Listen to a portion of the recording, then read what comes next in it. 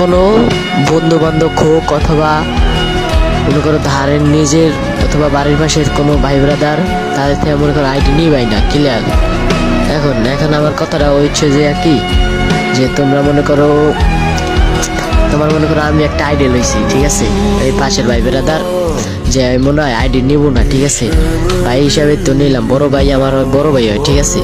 মানে আর তা আইডি লওয়ার পর মনে করো তোমার হ্যাঁ আইডি আমার দিল, ঠিক আছে, খালি লগ ইন করে দিছে ভাই। ওদের এই ফেসবুক আইডি ছিল, সেটা খালি লগ ইন করে দিছে। ওদের পাসওয়ার্ড আইডির পাসওয়ার্ড নাম্বার সব এর বয়না ছিল, ঠিক আছে। কাকা আমার কয়দিন খেলতে দে, ঠিক আছে।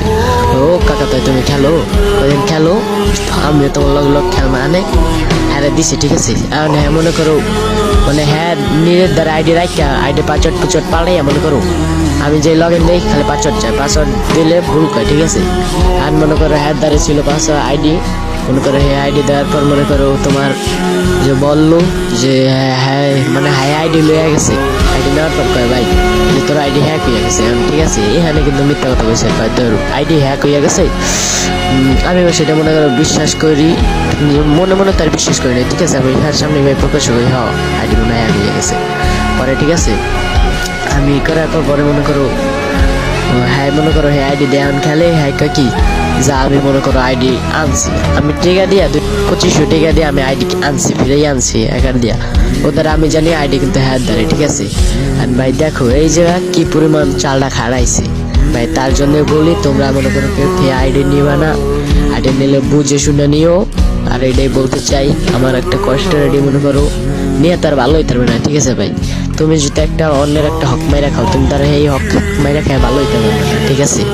এই কথাটাই আমার উদ্দেশ্য রইল।